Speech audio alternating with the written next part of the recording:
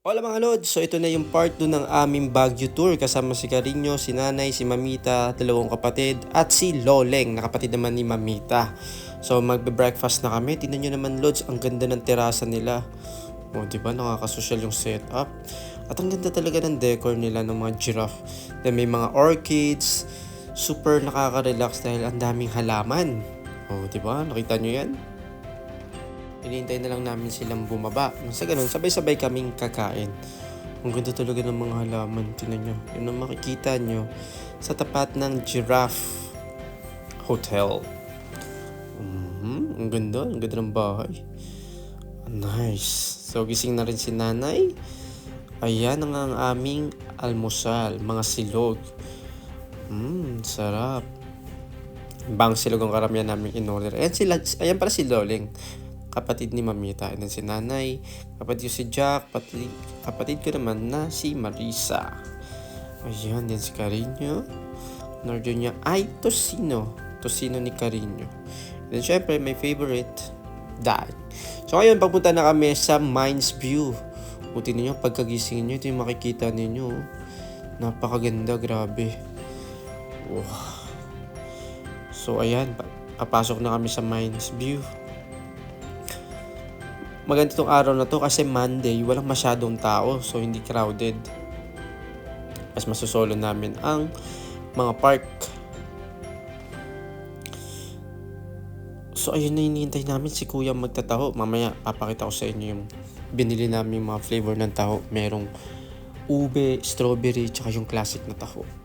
So pumasok muna kami sa Mines View para makita yung ganda nung view talaga. Ang ganda, promise. So makikita nyo dito, syempre sa mga hindi pa nakakapunta sa Baguio, ayan, pag pumasok kayo sa Mines View, meron kayo makikita nagtitinda ng mga bulaklak at mga halaman. Ang gaganda, oh. Nice. Ito yung sikat na St. Bernard na aso na pwede mo pa-picture. May bayad nga lang. Tignan nyo naman. Tignan nyo yung kabayo. Pony. Pony ata ang tawag dito eh. Kulay pink. Siyempre, pwede kayo magpa-picture dyan. Magbabayad nga lang kayo. Ngayon, meron pa doon isa sa likod oh. Oh, ang ganda. Astig. Sa mga gusto or mahilig sa mga picture taking, souvenir, yan, pwede nyo gawin dyan.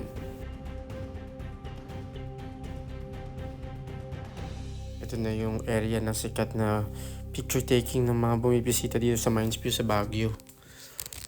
Maganda ngayon dahil hindi masyadong dahil kapag masyadong kasi halos walang makikita. Pero ngayon, ang ganda ng panahon. Makikita mo talaga yung ganda ng view.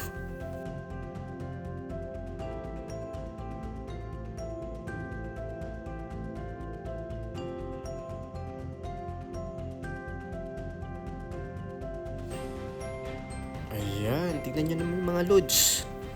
O pwede kayo mag-argilan ng ng costume or ng kanilang attire.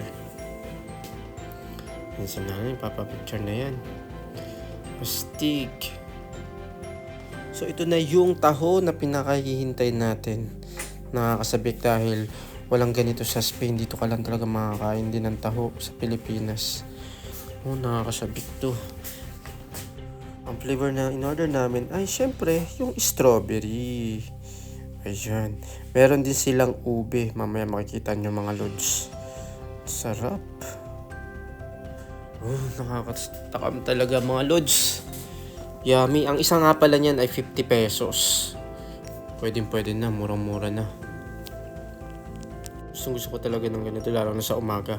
Kahit yung classic na flavor, the best talaga din yun. Then ito naman yung ube flavor. Ube. Hindi ko nga lang ito natikman kasi para to sa kapatid ko. Ayan, nagpunta rin kami sa The Mansion. Dito daw mga nakatira ang mga presidente or dati kapag bumibisita mga presidente, dyan sila nag-i-stay. Ito naman yung tapat nung The Mansion. Siyempre, picture taking kasama si Jack. Ang linis dito, talagang minimaintain nila yung kaayusan tsaka kalinisan sa lugar na to. The best. After that, dito naman kami sa Botanical Garden. Ang entrance fee dito ay 100 pesos kapag hindi ka residente sa Baguio. Pero kung dito ka nakatira, ang bayad lang ay 50 pesos. So, ang makikita mo naman dito, iba't ibang klase ng mga halaman at mga bulaklak. Diba? May mga decor din dito. Perfect dito talaga mamasyal. Tignan nyo naman kapag pumasok kayo dito. Oh, ha? Puno ng mga bulaklak din. Bulaklak yung mga nasa ibabaw. Kapag tinignan nyo ng malapitan, bulaklak pala talaga siya. Mahaba yan hanggang pababa to eh. Ayan yung itsura ng bulaklak. Nice. Ayan pa. Ayan na sinabi ko, puro talaga bulaklak dito at puro halaman. Ang ganda. At alam nyo ba mga lods, pwede rin kayo dito mag-picnic. Tingnan nyo. Oh ha? So habang nagpapahinga kayo, pwede kayo mag-food trip dito.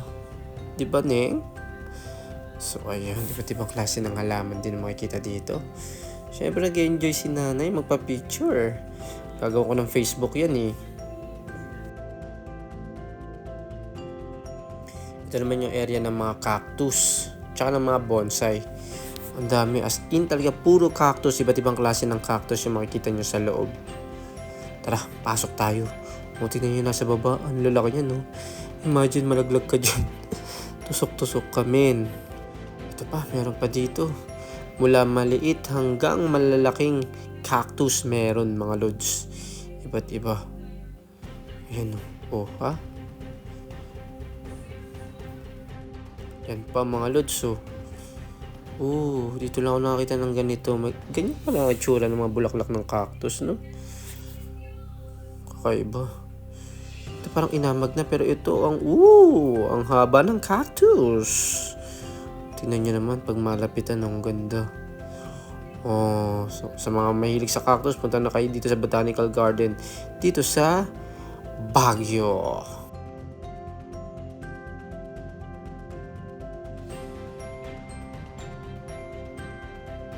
Tamang-tama itong lugar na to para sa pagbabanding ng pamilya.